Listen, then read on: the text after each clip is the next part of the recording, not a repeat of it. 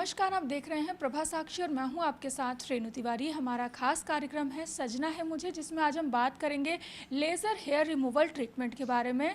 इस विषय पर हम खास बातचीत करने के लिए आए हैं डॉक्टर दीपाली भारद्वाज के पास। मैम, बहुत बहुत स्वागत है आपका प्रभा साक्षी में। मैम, मैं आपसे जानना चाहूँगी कि लेज़र हेयर रिमूवल जो ट्रीटमेंट है वो आखिर क्यों किया जाता है और ये क्या होता है?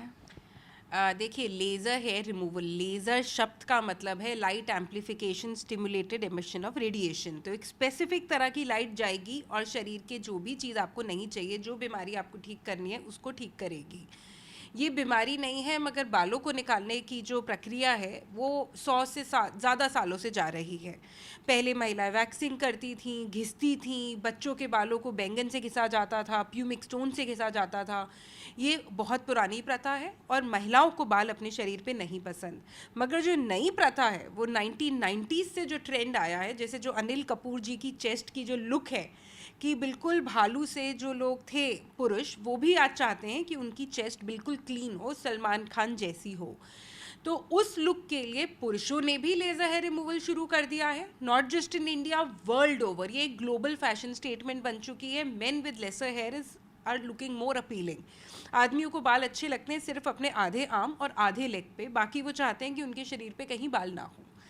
तो लेज़र हेयर रिडक्शन को बालों को घटाने के लिए यूज़ किया जाता है। ये हमारे चैनल से सबको क्लियर मैसेज होना चाहिए कि बाल 100% गायब नहीं होंगे।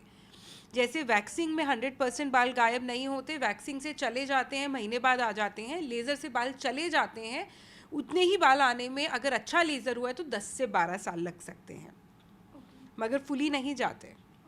मैम, ये ट्रीटमेंट किस तरह से किया जाता है? पूरी दुनिया में लेज़र हेयर रिडक्शन 4 ही टेक्नोलॉजीज से किया जाता है ह्यूमन बींग्स पे। एनडीएग, डायोड, आईपीएल एंड एलेक्जेंड्राइट। एलेक्जेंड्राइट सुनहरे रंग के बालों के लिए, लाल बालों के लिए, यूरोपियन हेयर के लिए होता है। बाकी 3 इंडियन हेयर टाइप के लिए होते हैं, जो हमारे क्लिनिक पे डिफेंस कॉलोनी में सारे अवेलेबल हैं। लेज़र काम करता है बालों के जो रूट के जो पिगमेंट है और उसके आसपास जो पानी है उसको जाके चिपक जाता है, जिसकी वजह से बाल उखड़ जाता है, रूट गायब हो जाती है।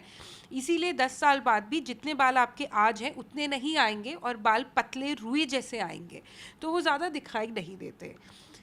लेज़र हेयर रिडक्शन आजकल किया ऐसे जाता है कि पहले शेव किया जाता है, उसके बाद जेल लगाया जाता है एसेप्टिक कंडीशन में बिल्कुल साफ़ करके, और फिर लेज़र चलाया जाता है। लेज़र बीम इतनी स्पेसिफिक होती है, जैसे आपने देखा हो आँख की मोतियाँ आजकल 5 मिनट में लेज़र से ठीक करी जाती है, उसी तरह यहाँ पे जो लेज़र होता है वो सिर्फ और सिर्फ बालों के केवल रूट के कालेपन, पिगमेंट और पानी पे ही जाके अटैक करेगा, कोई साइड इफ़ेक्ट नहीं करेगा। और सिर्फ 300 मिलीमीटर, जी हाँ 300 मिलीमीटर, मेरे नाखून का आधे का भी आधा होता है, सिर्फ उतनी ही डेप्थ पे जाएगा और बालों के रूट से चिपकेगा, कोई और साइड इफ़ेक्ट नहीं करेगा। मेडिकली ये प्रेग्नेंट लेडीज़ में भी किया जा सकता है, मगर हम लोग नहीं करते। Maybe being a lady doctor I want to be more cautious. और इसके और कोई साइड इफ़ेक्ट नहीं है, बस ट्रेंड डॉक्टर, ट्रेंड मशीन होनी चाहिए और ट्रेंड नर्स होनी चाहिए जो करे। मैम, जो आए दिन जो न्यूज़ में आता है, कई बार हम लोगों ने पढ़ा है कि लेज़र ट्रीटमेंट की वजह से ये इन्फेक्शन हो गया है, हाथों में जहाँ पे कराया गया है उस जगह इन्फेक्शन हो गया है, कई मैंने चीज़ें तो वो किन कारणों की वजह से ऐसे इन्फेक्शन वगैरह हो जाते हैं? मैंने इन्फेक्शन कभी भी नहीं सुना, मगर लेज़र हेयर रिमूवल से बहुत कॉमन है, क्योंकि ब्यूटी पार्लर्स में इंडिया में लेज़र हेयर रिडक्शन होता है तो वहाँ पे बर्न्स हो जाना, कालापन आना, जल जाना, बाल पहले कम थे, 3 सेशन कराए और बाल 10 गुने बढ़ गए क्योंकि लेज़र की रीडिंग ठीक नहीं हुई, ये सब बहुत कॉमन होता है। इसीलिए आज आप हमारे चैनल पे समझें कि सिर्फ और सिर्फ डायोड, आईपीएल और एनडीएग यूज़ हो सकता है। डॉक्टर ट्रेंड होना चाहिए, वहाँ की स्टेट मेडिकल काउंसिल में चेक करें कि ये डर्मेटोलॉजिस्ट है। अनफॉर्चुनेटली इंडिया में क्वैकरी बहुत कॉमन है, नॉन डॉक्टर्स अपने आप को पीएचडी करके डॉक्टर बोल के लेज़र हेयर रिडक्शन कर लेते हैं, 100 पेशेंट ठीक हो जाते हैं, 50 पेशेंट जल जाते हैं। तो मैम, इसी पर ही मैं आपसे क्वेश्चन करना चाह रही हूँ, क्योंकि कई बार होता है जिनको बहुत अच्छे से, जैसे आपने बताया कि डॉक्टर की डिग्री वगैरह चेक कर, लेकिन कुछ लोग हैं उनको इतनी अवेयरनेस नहीं है इन सब चीज़ों के बारे में, तो वो लोग किस तरह से एक सही डॉक्टर का चुनाव करें? हमने पहले भी डिस्कस किया, आज आपके व्यूअर्स को फिर बताते हैं। किसी भी स्टेट में आप बैठे हो, कर्नाटका मेडिकल काउंसिल, तो आप डॉक्टर का नाम डालें, उसके आगे उस स्टेट का नाम डालें। जैसे आप बैंगलोर बैठे हैं तो आप डालें doctor Renu Tiwari, Karnataka medical council, तो अगर उस नाम का कोई डॉक्टर होगा तो स्टेट वेबसाइट के अंदर आ जाएगा। और अगर उसके आगे लिखा है गायनोकोलॉजिस्ट, तो आप उसके पास सिर्फ जच्चे बच्चे प्रॉब्लम से जाएं, ना कि बालों के लिए। अगर उसके आगे लिखा है डर्मेटोलॉजिस्ट, तो आप जाएं, इसका मतलब वो एक रिकॉग्नाइज्ड डॉक्टर है जिसने कम से कम तालीम ली है 8 से 9 साल की, और उसको आता है ये काम। ना ही आप ऑफ्थोमोलॉजिस्ट या ऑर्थोपेडिक मतलब आंखों के या हड्डी के डॉक्टर के पास जाएं, आप जाएं स्किन के डॉक्टर के पास, जिसको आप पेमेंट दे रहे हैं, जिस पे आप अपना टाइम, एनर्जी और शरीर लगा रहे हैं। तो वो एक ट्रेन डॉक्टर होना चाहिए। ये एक सरकारी सुविधा है जो हर स्टेट के लिए रिकॉग्नाइज्ड डॉक्टर्स को एक चैनल बनाया हुआ है। ओके मैम, साइड इफ़ेक्ट की बात हमने की थी, अब इसके फ़ायदे क्या क्या होते हैं? हेयर रिमूवल जो ट्रीटमेंट होता है, इसके फ़ायदे क्या हैं? ये हमने पहले बोल दिए हैं, है ना। हमने आपको बताया वर्ल्ड ओवर ट्रेंड्स क्या हैं, बाल क्या हटाए जा रहे हैं, तो फ़ायदे वही हैं, ओके है ना। मैम, इस पूरी थेरेपी में कितना समय लगता है और इसका खर्चा कितना आता है? ये डिपेंड करता है कि आप कितने बाल लेके आए हैं। तो अगर आपके बाल ज़्यादा हैं तो ऑफ कोर्स आपको सिटिंग ज़्यादा लगेगी, समय ज़्यादा लगेगा, खर्चा ज़्यादा लगेगा। लगभग से लगभग मार्केट प्राइजेस होते हैं 70,000 to 1.5 lakhs for full body laser hair removal.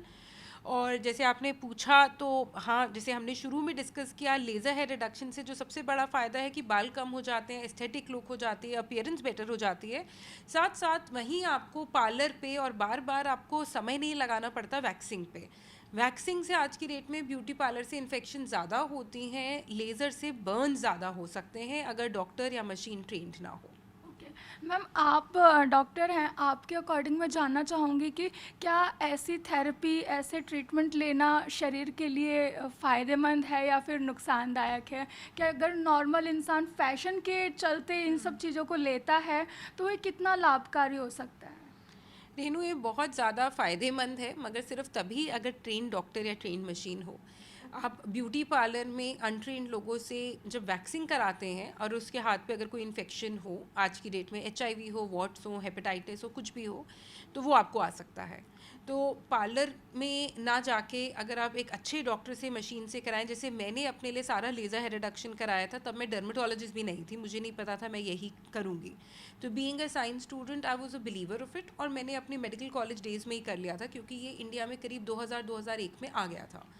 तो आज ये टेक्नोलॉजी वर्ल्ड ओवर 30 साल पुरानी है, और 100 साल से हम लेडीज़ अपने बाल हटा रही हैं। मैं किसी भी लेडी को नहीं जानती जो अपने बाल ना हटा रही हो। मैं हार्डली किसी पुरुष को जानती हूँ जो बहुत हेयरी हो और आज अपने बाल ना हटा रहा हो। तो बाल तो आपको हटाने ही हैं, मगर साइंटिफिकली अच्छे ट्रेन डॉक्टर अच्छी जगह से करेंगे तो आपको ज़िंदगी में दोबारा नहीं करने पड़ेंगे। Thank ma'am, you. बहुत बहुत धन्यवाद इन तमाम जानकारी के लिए। थैंक